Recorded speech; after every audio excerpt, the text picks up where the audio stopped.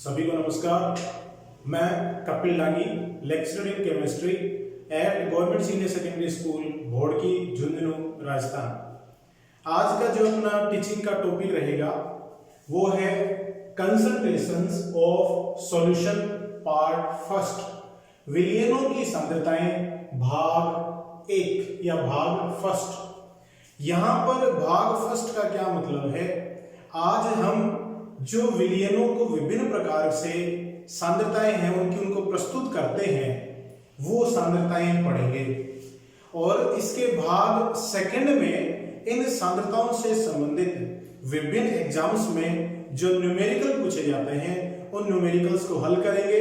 अलग अलग प्रकार की सांद्रताओं से संबंधित किस प्रकार से न्यूमेरिकल बन सकते हैं उनकी विस्तार पूर्वक चर्चा करेंगे। तो देखिएगा, सबसे पहले अपन ले रहे हैं विलयनों की सांद्रताएं भाग फर्स्ट। इसमें जैसा नाम में लग रहा है दो भाग हैं, विलयन और सांद्रताएं।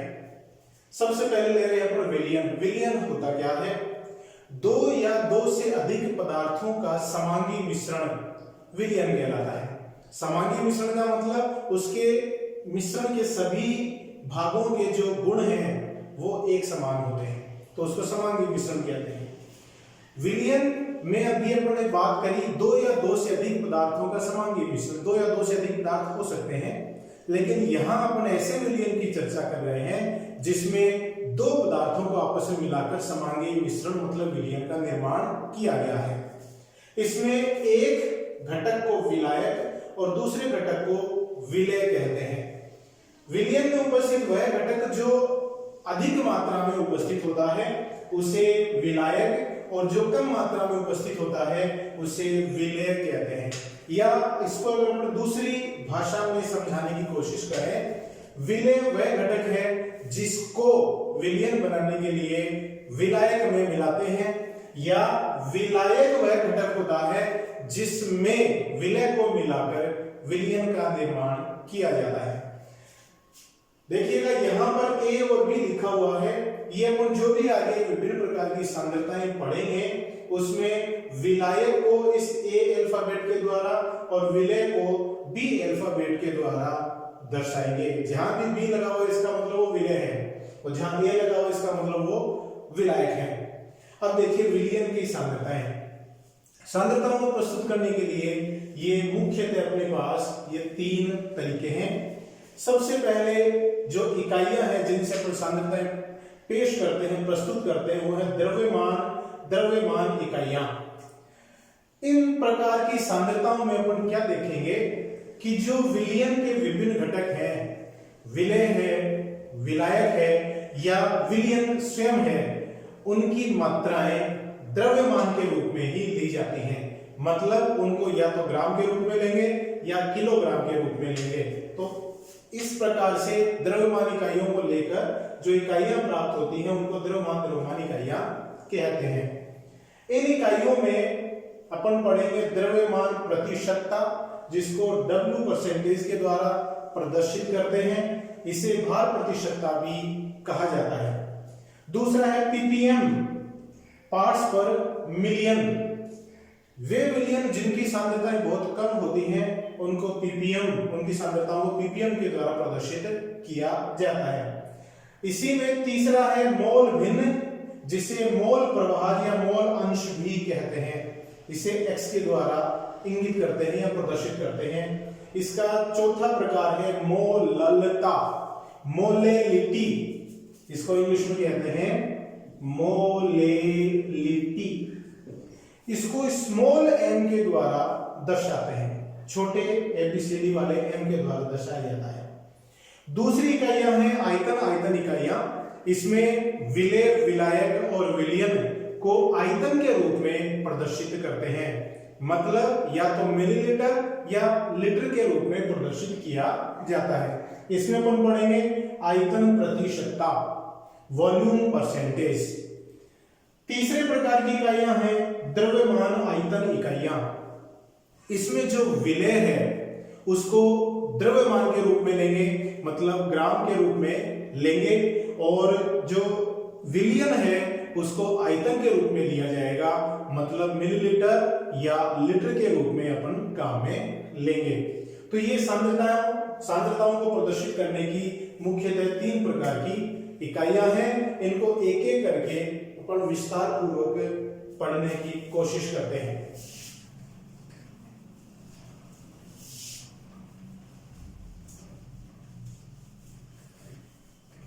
देखिए प्यारे बच्चों, ये जो आज का अपना टॉपिक है, ये 12th क्लास में चैप्टर नंबर 2 जिसका नाम है विलियन, उसका बहुत ही इंपॉर्टेंट टॉपिक है। और ये 11th में भी इसका काफी ज्यादा भाग सम्मिलित किया गया है। साथ ही विभिन्न प्रकार के कंपटीशन, नीट वगैरह, आईआईटी में और भी आरपीएससी विभिन्न एग्जाम में इससे न्यूमेरिकल वगैरह पूछे जाते हैं। 12th में तो टिप्पणियों के रूप में, जैसे मोलरता पर टिप्पणी लिखिए, नॉर्मलता पर टिप्पणी लिखिए, मोललता पर टिप्पणी लिखिए, भार प्रतिशतता क्या है, मोल भिन्न क्या है, ये बहुत सारी इंपॉर्टेंट चीजें हैं जो इससे संबंधित हैं। तो सबसे पहले अपन लेते हैं द्रव्यमान इकाइयां।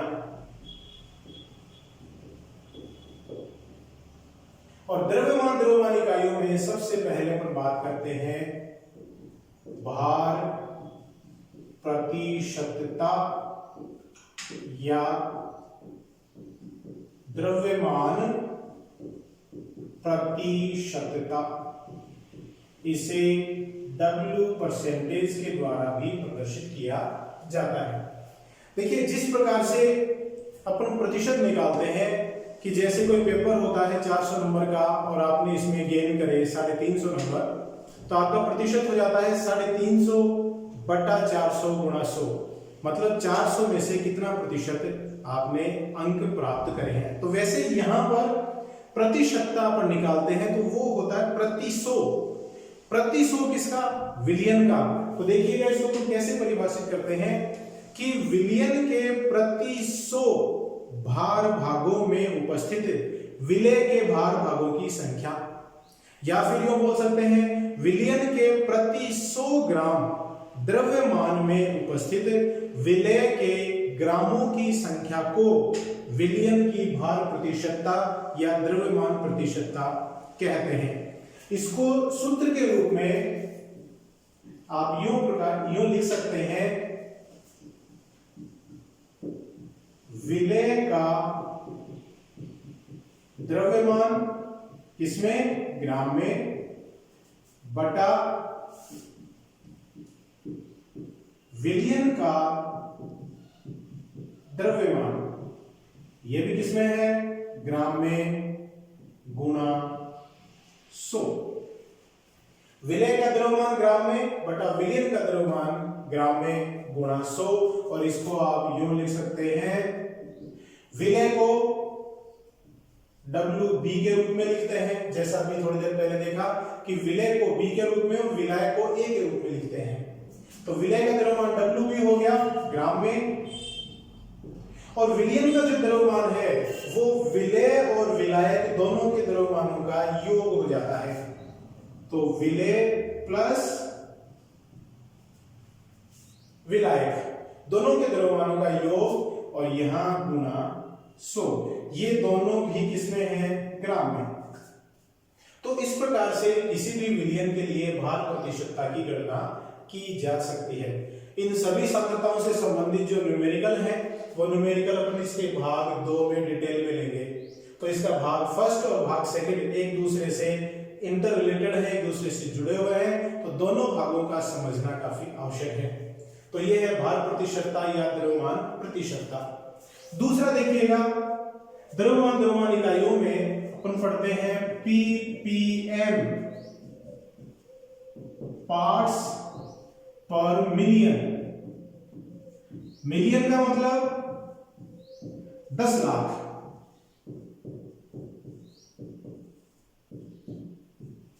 प्रति 10 लाख भागों में इसका यह मतलब है। देखिएगा, जैसे यहां पर अपन प्रतिशतता कहते हैं, मतलब प्रति 100 भागों की बात करते हैं, तो वहीं पीपीएम में प्रति 10 लाख भागों की बात करेंगे। बिल्कुल प्रतिशतता के जैसे ही निकलता है। प्रतिशतता में जहां 100 आता है, ppm में वहां पर 10 लाख आता है। तो इसको देखिए कैसे परिभाषित करेंगे। विलयन के प्रति 10 लाख भार भागों में उपस्थित विलय के भार भागों की संख्या ppm कहलाती है। या फिर यूं कहें कि विलयन के प्रति 10 लाख ग्रामों में उपस्थित विलय के ग्रामों की संख्या ppm कहलाती है। तो देखिएगा ppm को कैसे ज्ञात करेंगे। ppm बराबर विलय का द्रव्यमान किसमें, ग्राम में, बटा विलयन का द्रव्यमान, यह भी किसमें है, ग्राम में, गुणा 10⁻6। जहां प्रतिशतता में 100 आ रहा था वहां पर ये 10⁻6 आता है। और इसको आप यूं लिख सकते हैं, विलय का द्रव्यमान WB, विलयन का द्रव्यमान हो गया WA प्लस WB गुणा 10⁻6। तो ये प्राप्त हो जाता है ppm। द्रव्यमानों को हमेशा ग्राम के रूप में ही लेंगे। तो ये है ppm। तीसरे प्रकार की जो इकाई है वह है मोल भिन्न, जिसे मोल अंश भी कहते हैं, मोल प्रभाज भी कहते हैं, और उसे x के द्वारा प्रदर्शित किया जाता है। तो द्रव्यमान इकाइयों में जो तीसरी इकाई है वो है मोल फ्रैक्शन, जिसे हिंदी में मोल प्रभाज या मोल भिन्न या मोल अंश कहते हैं। इसे x के द्वारा प्रदर्शित किया जाता है। देखिएगा, सबसे पहले तो अपन बात करें मोल क्या होता है, मोलों की संख्या कैसे निकलती है। किसी भी घटक के मोलों की संख्या का मान उस घटक के द्रव्यमान में उसके अणुभार या परमाणु भार का भाग देने पर मोलों की संख्या ज्ञात हो जाती है। यहां पर एक चीज आप नोट करेंगे, जो किसी घटक के द्रव्यमान का मान लिया जाता है वो हमेशा ग्राम में लेंगे। तो मोलों की संख्या निकालने के लिए अपन जो एक सूत्र काम में ले सकते हैं वो क्या है, मोलों की संख्या बराबर जिस घटक के मोलों की संख्या निकाल रहे हैं उस घटक का द्रव्यमान किसमें, ग्राम में। वो घटक अगर अणु है तो बट्टा में अणु भार, वो घटक अगर परमाणु है तो बट्टा में परमाणु भार का भाग दे देते हैं या भार का मान लिख देते हैं। तो इस तरह से उसके मोलों की संख्या ज्ञात हो जाती है। मोलों की संख्या को स्मॉल m के द्वारा प्रदर्शित करते हैं। मानव विलयन में विलय के मोलों की संख्या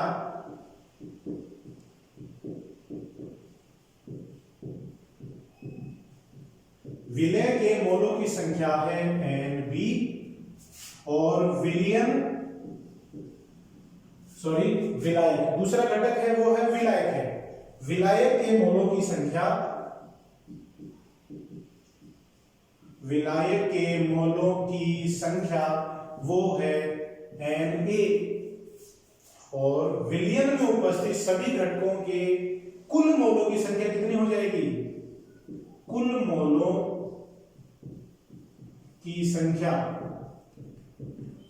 हो जाती है Na प्लस Nb।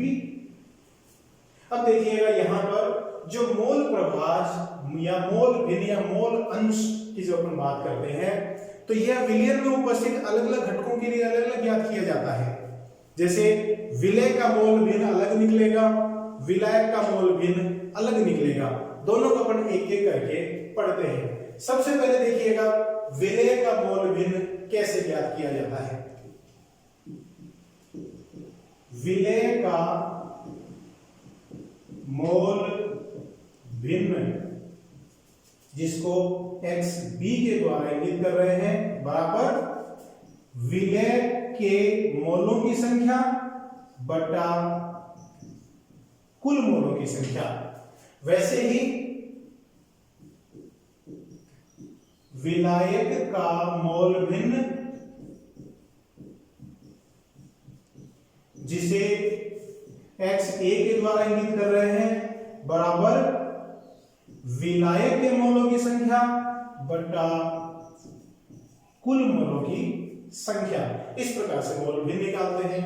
तो ये तो देखिए अपन न्यूमेरिकल रूप में, आंकिक रूप में इस तरह से सूत्र के द्वारा मोल भिन्न निकालते हैं। इसको परिभाषित कैसे करते हैं कि विलयन में उपस्थित किसी भी घटक का मोल भिन्न उस घटक के मोलों की संख्या और विलयन में उपस्थित सभी घटकों के मोलों की संख्याओं के योग के अनुपात के बराबर होता है। जैसे विलय का मोल भिन्न क्या हो गया, विलय के मोलों की संख्या और विलयन में उपस्थित कुल मोलों की संख्या के अनुपात के बराबर हो जाएगा। विलायक का मोल भिन्न क्या हो जाएगा, विलायक के मोलों की संख्या और विलयन में उपस्थित सभी घटकों के मोलों की संख्याओं के योग के अनुपात के बराबर हो जाता है। तो इस प्रकार से ये विभिन्न घटकों के लिए मोल भिन्न ज्ञात कर सकते हैं। अब यहां पे देखिएगा एक जो इंपॉर्टेंट चीज है कि जैसे किसी विलयन में दो घटक हैं,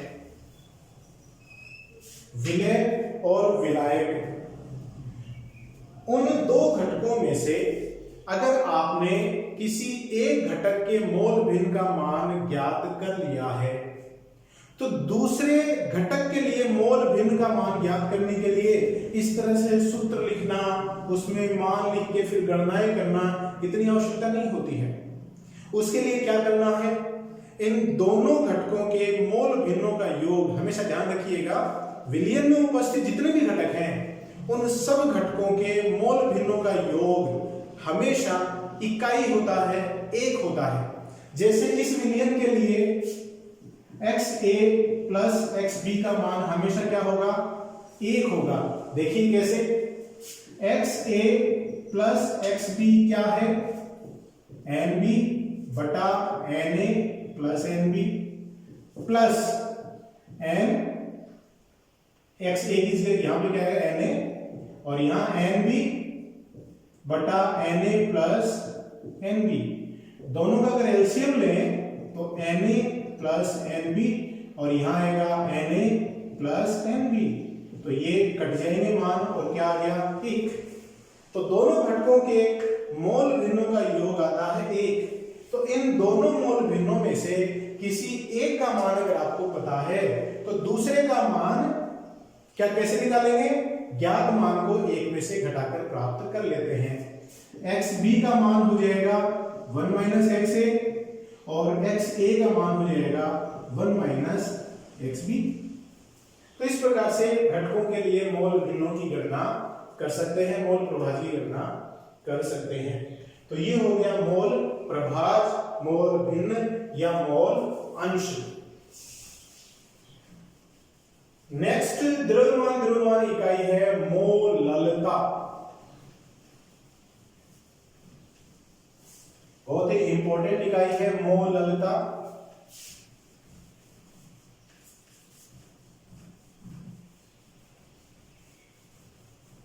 मोललता में देखिएगा,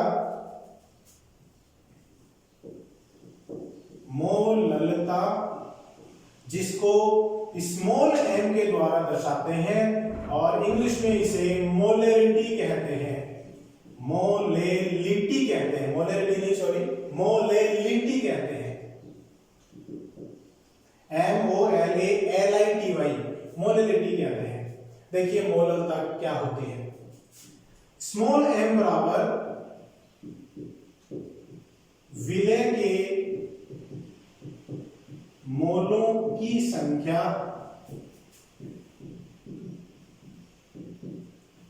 बटा विलायक का द्रव्यमान। यहां देखिएगा, अगर विलायक का द्रव्यमान आप ग्राम में लेते हैं तो यहां ऊपर 1000 आता है और अगर आप विलायक का द्रव्यमान किलोग्राम में लेंगे तो ये 1000 नहीं आएगा। इस चीज का विशेष ध्यान रखेंगे। देखिएगा विलेय के मोलों की संख्या कैसे निकालेंगे? विलेय का द्रव्यमान बटा विलेय का अनुभाग। विलेय के मोलों की संख्या की जगह मैंने क्या लिख दिया? विलेय का द्रव्यमान किसमें? ग्राम में, बटा विलेय का अनुभाग। अब ये बचा विलायक का द्रव्यमान, इसको कैसे लिखते हैं? WA। ये भी किसमें है? ग्राम में, तो ऊपर आ जाएगा 1000। और अगर विलायक का द्रव्यमान किलोग्राम में ले रहे हैं तो ऊपर 1000 नहीं आता है। ठीक है ना, इस चीज का विशेष ध्यान रखिएगा। मोलों की संख्या की गणना आपने करी थी। मोललता, विलेय के मोलों की संख्या बटा विलायक का द्रव्यमान, ग्राम में है तो ऊपर क्या आ जाता है? 1000 आ जाता है। तो ये तो हो गया मोललता को ज्ञात करने के लिए सूत्र। इसको परिभाषित कैसे करेंगे? तो परिभाषित करने के लिए देखिएगा, प्रति किलोग्राम विलायक में उपस्थित, ध्यान रखिएगा विलायक है यहां पे, प्रति किलोग्राम विलायक में उपस्थित विलेय के मोलों की संख्या को मोललता कहते हैं। या फिर अपन यूं कह सकते हैं, प्रति किलोग्राम की जगह 1000 ग्राम भी काम में ले सकते हैं। प्रति 1000 ग्राम विलायक में उपस्थित विलेय के मोलों की संख्या को मोललता कहते हैं। तो इस प्रकार से अपन मोललता की गणना कर सकते हैं। तो ये थी अपने पास द्रव्यमान इकाइयां। अब अपन पढ़ते हैं आयतन इकाइयां। आयतन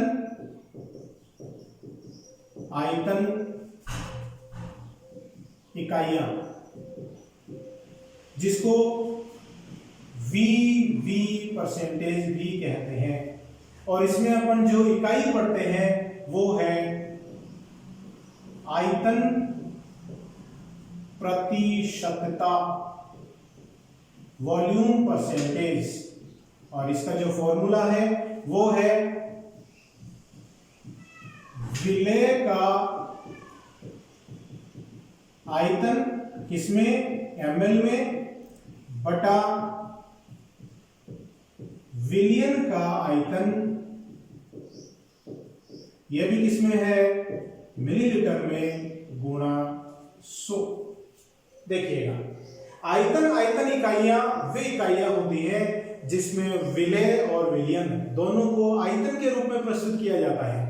मतलब मिलीलीटर या लीटर के रूप में प्रस्तुत कर रहे हैं। यहां पर जो इकाइयां हम काम में ले रहे हैं वो है मिलीलीटर। तो यहां जो एकमात्र इकाई अपन पढ़ रहे हैं वो है आयतन प्रतिशतता, जिसको अपन क्या बोलेंगे? देखिए प्रतिशतता, प्रति 100 की बात करेंगे।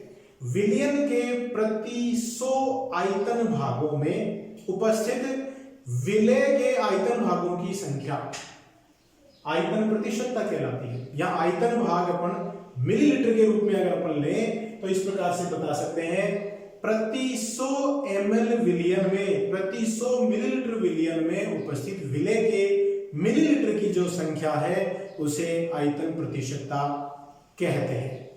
तो इस प्रकार से अपन आयतन प्रतिशतता की गणना कर सकते हैं। तो ये होगी दो प्रकार की इकाइयां, द्रव्यमान आयतन इकाइयां और आयतन इकाइयां। तीसरे प्रकार की जो इकाई है वो है द्रव्यमान आयतन इकाई, जिसमें 3 प्रकार से सांद्रताओं को प्रस्तुत करते हैं।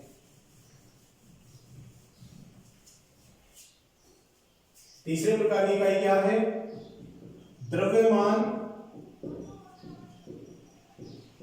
आयतन इकाइयां, W/V यूनिट्स। इसको 3 प्रकार से अपन प्रस्तुत करते हैं। फर्स्ट, मोलेरिटी, कैपिटल M के द्वारा प्रस्तुत करते हैं और हिंदी में कहते हैं मोलरता। द्रव्यमान द्रव्यमान इकाई में अपन ने एक इकाई पढ़ी थी मोललता, स्मॉल m से प्रदर्शित कर रहे थे। ये है मोललता, कैपिटल M के द्वारा प्रस्तुत करते हैं। देखिएगा नाम से लग रहा है द्रव्यमान आयतन इकाइयां। इन इकाइयों में विलय को द्रव्यमान के रूप में लेंगे और विलयन को आयतन के रूप में लेंगे। तो सबसे पहले हम ले रहे हैं मोलरता। मोलरता को ज्ञात करने के लिए जो सूत्र है वो मैं पहले लिख लेता हूं। मोलरता बराबर विलय के मोलों की संख्या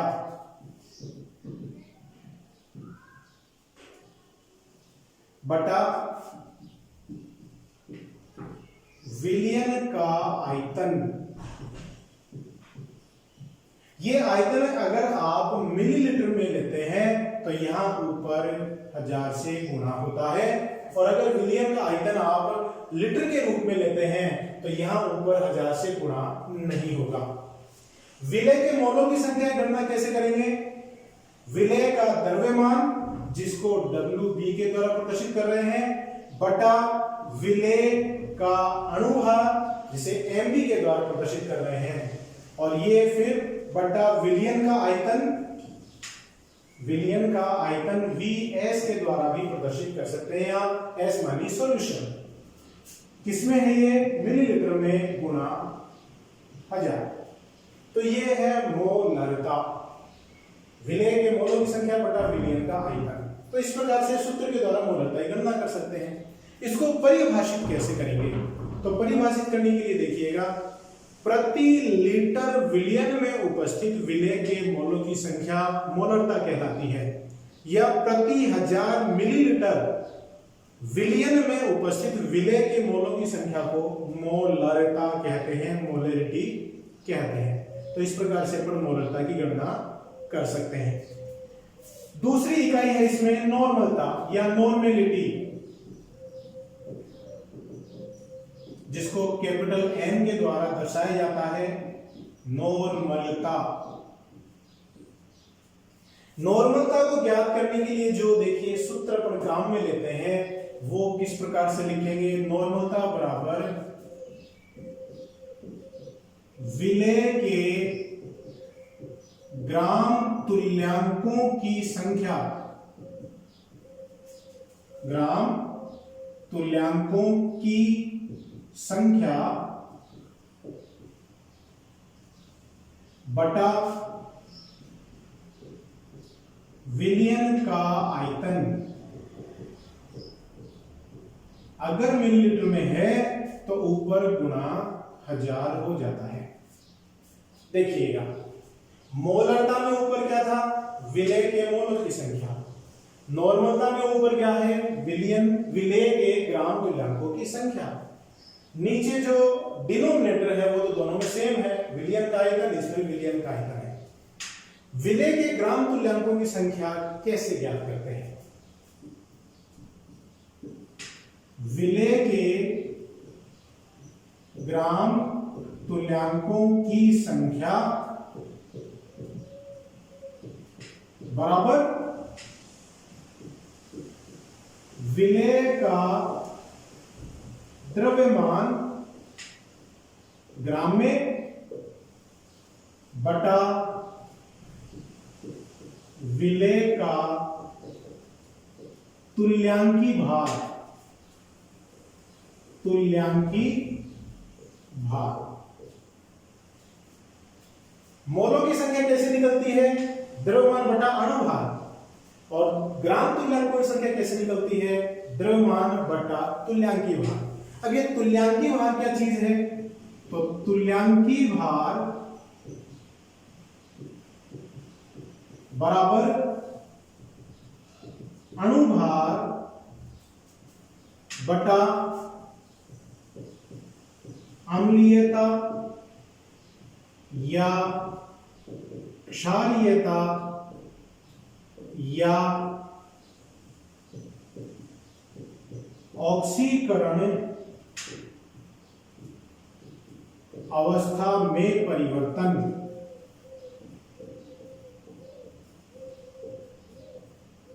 ऑक्सीकरण अवस्था में परिवर्तन। देखिएगा तुल्यांकी भार और अणुभार में ये संबंध है।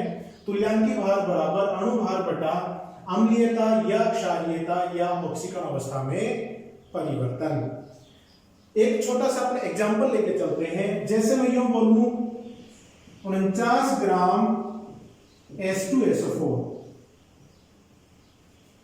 49 ग्राम H2SO4, तो मोलों की संख्या निकालने के लिए क्या करेंगे? मोलों की संख्या कैसे निकलेगी? द्रव्यमान कितना है उसका 49, अणुभार कितना है 98, आ गया 1/2। ये है H2SO4 के मोलों की संख्या। अब अपन ज्ञात करेंगे H2SO4 के ग्राम तुल्यांकों की संख्या। ग्राम तुल्यांकों की संख्या देखिए कैसे निकालते हैं? विलय का द्रव्यमान बटा विलय का तुल्यांकी भार। विलय का द्रव्यमान कितना है 49 ग्राम बटा विलय का तुल्यांकी भार। अब H2SO4 का अणु भार है 98 और इसका तुल्यांकी भार क्या हो जाएगा? तुल्यांकी भार हो जाएगा अणु भार बटा क्षारीयता। H2SO4 की क्षारीयता का मान होता है 2। क्यों? क्योंकि H2SO4 के प्रति अणु से 2 H+ आयन निकलते हैं जो 2 OH- आयनों को उदासीन कर सकते हैं। तो इसके क्षारीयता का मान है 2। तो इस बट्टा में जो अपन तुल्यांकी भार का मान रखेंगे वो तुल्यांकी भार क्या जाएगा? अणु भार इसका 98 और बट्टा क्षारीयता मतलब 2, 98/2 मतलब 49। तो H2SO4 के तुल्यांकी भार का मान है 49। तो इसके ग्राम तुल्यांकों की संख्या यहां पे कितनी आ जाएगी? 1 आ जाती है। तो इस प्रकार से ग्राम तुल्यांकों की संख्या निकालते हैं। वे अम्ल या क्षार जिनके लिए क्षारीयता और अम्लीयता के मान इकाई होते हैं उनके लिए मोलों की संख्या और ग्राम तुल्यांकों की संख्या बराबर होती है। इस चीज का विशेष ध्यान रखिएगा। जैसे HCl है उसके लिए मोलों की संख्या है वही ग्राम तुल्यांकों की संख्या होगी। जैसे NaOH है उसके लिए मोलों की संख्या है वही ग्राम तुल्यांकों की संख्या होती है। क्योंकि इनके लिए क्षारीयता और अम्लीयता के मान 1 है इसलिए इनके लिए तुल्यांकी भार और अणु भार एक जैसे हो जाएंगे और ग्राम तुल्यांकों की संख्या और मोलों की संख्या एक समान हो जाती है। तो इस प्रकार से अपन ये नॉर्मलता की गणना कर सकते हैं। तो देखिए इसको कैसे परिभाषित करेंगे?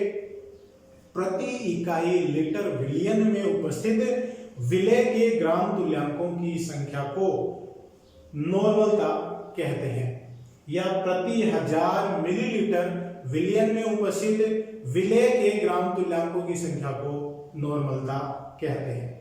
अब देखिएगा नॉर्मलता और मोलरता में एक संबंध है। वो संबंध क्या है? नॉर्मलता बराबर मोलरता गुणा अम्लीयता या क्षारीयता या ऑक्सीकरण अवस्था में परिवर्तन, यह है नॉर्मलता और मोलरता में संबंध। जैसे अपन H2SO4 की बात कर रहे हैं तो H2SO4 के लिए क्षारीयता का मान कितना है 2। तो उसकी जो मोलरता का मान अगर आपको ज्ञात है तो उस मोलरता को 2 से गुणा कर देंगे तो नॉर्मलता आ जाएगी। तो इस प्रकार से अपन ये नॉर्मलता और मोलरता में संबंध ज्ञात कर सकते हैं। वे अम्ल या क्षार या यौगिक जिनके लिए अम्लीयता, क्षारीयता या ऑक्सीकरण अवस्था में परिवर्तन 1 होता है उनके लिए नॉर्मलता और मोलरता के मान बराबर होते हैं। इस चीज को भी आप ध्यान रखिएगा। तो ये है नॉर्मलता। नेक्स्ट इकाई है द्रव्यमान आयतन इकाई में, वो है फॉर्मलता।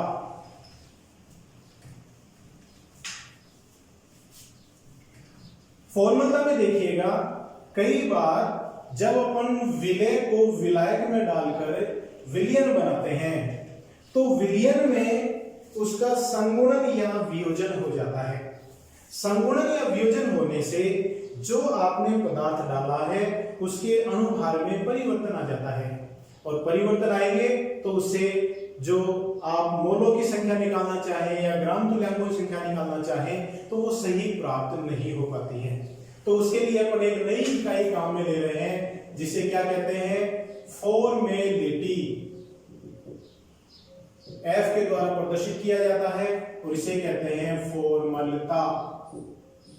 फॉर्मलता कहते हैं। देखिएगा, फॉर्मलता का जो सूत्र है, फॉर्मूला है, वो है विलेय के ग्राम सूत्र भारों की संख्या। विलेय के ग्राम सूत्र भारों की संख्या बटा विलियन का आयतन। अगर ml में है, मिलीलीटर में है, तो ऊपर गुणा 1000 आ जाता है, और अगर ये लीटर में है तो वो ऊपर गुणा 1000 नहीं आएगा। अब यहां पे देखिए तीसरा संख्या है जो अपने को ज्ञात करनी है, विलेय के ग्राम सूत्र भारों की संख्या। ग्राम सूत्र भारों की संख्या कैसे निकालते हैं? ग्राम सूत्र भारों की संख्या, ग्राम सूत्र भारों की संख्या बराबर द्रव्यमान ग्राम में बटा सूत्र भार। जिस भी किसी घटक के लिए आप ग्राम सूत्र भारों की संख्या निकालना चाह रहे हैं, उसके द्रव्यमान में उसके सूत्र भार का भाग दे देंगे तो ग्राम सूत्र भारों की संख्या निकल जाती है। सूत्र भार अणु भार और तुल्यांकी भार से अलग होता है। सूत्र भार क्या है? जैसे अभी अपन ने देखा कि विलेय विलियन में क्या हो जाता है, समगुणित या वियोजित हो जाता है। समगुणन या वियोजन के बाद जो कण बनते हैं, उस कण का जो सूत्र है, उस सूत्र से सूत्र भार ज्ञात होता है। जैसे उदाहरण के तौर पे देखिएगा, कार्बोक्सिलिक अम्ल जो होते हैं वो अंतरा अणु का हाइड्रोजन बंधों के द्वारा द्विलक बना लेते हैं, दो दो अणु आपस में जुड़ जाते हैं। जैसे एसिडिक अम्ल है, एसिडिक अम्ल के दो अणु आपस में जुड़ जाते हैं। इस तरह से अंतरा अणु का हाइड्रोजन बंधों के द्वारा ये आपस में जुड़कर द्विलकों का निर्माण कर लेते हैं, इस तरह से। तो आपने जो विलियन बनाया उसमें तो एसिडिक अम्ल डाला जिसका अणु सूत्र तो ये है, लेकिन विलियन में द्विलक बन गया तो द्विलक का वास्तव में जो सूत्र है वो इस प्रकार से हो जाता है। तो इसका जो अणु भार है वो अणु भार देखिएगा, अणु भार कितना है? 12 3 15 और 12 27 और 1 28, 28 से 32 कितना हो गया? 60। और चूंकि विलियन में द्विलक बन गया, दो अणु आपस में जुड़ गए, तो इसका सूत्र भार कितना हो जाता है? सूत्र भार हो गया 120। तो जब इसके लिए आप सांद्रता की गणना करेंगे, फॉर्मलता की गणना करेंगे, तो ग्राम सूत्र भारों की संख्या निकालने के लिए जो इसका द्रव्यमान है, एसिडिक अम्ल का जो द्रव्यमान है, उसमें सूत्र भार 120 रखेंगे। अणु भार इसका 60 है, सूत्र भार है इसका 120। तो इससे क्या ज्ञात हो जाएगी? ग्राम सूत्र भारों की संख्या ज्ञात हो जाती है। तो देखिएगा ये फॉर्मूला, इसको अपन कैसे परिभाषित करेंगे? प्रति लीटर विलियन में उपस्थित विलेय के ग्राम सूत्र भारों की संख्या को फॉर्मूला कहते हैं, या प्रति 1000 मिलीलीटर विलियन में उपस्थित विलेय के ग्राम सूत्र भारों की संख्या को फॉर्मूला कहते हैं। तो देखिएगा ये है अपने पास विलियन की सांद्रताओं को प्रस्तुत करने के लिए विभिन्न इकाइयां। इसमें जो बेस्ट तरीका होता है वो है द्रव्यमान इकाइयां। क्यों होता है? क्योंकि द्रव्यमान इकाइयों के मानों पर तापमान परिवर्तन का प्रभाव नहीं पड़ता है, जबकि द्रव्यमान आयतन के मानों पर तापमान परिवर्तन का प्रभाव पड़ता है। क्यों? क्योंकि तापमान बढ़ाएंगे तो उससे विलियन का आयतन परिवर्तित हो जाता है, और विलियन का आयतन परिवर्तित हो जाएगा तो उससे क्या होगा? विलियन की सांद्रता बदल जाती है, जबकि द्रव्यमान इकाइयों में तापमान परिवर्तन का प्रभाव नहीं पड़ता है। तो ये था अपना विलियनों की सांद्रताएं भाग प्रथम। भाग द्वितीय में जरूर से देखिएगा, क्योंकि भाग द्वितीय में इससे संबंधित विभिन्न न्यूमेरिकल हल किए जाएंगे। तो तो घर पे रहिए, हाथ धोते रहिए, स्वच्छ रहिए, स्वस्थ रहिए और मेरे वीडियो देखते रहिए। बहुत बहुत धन्यवाद।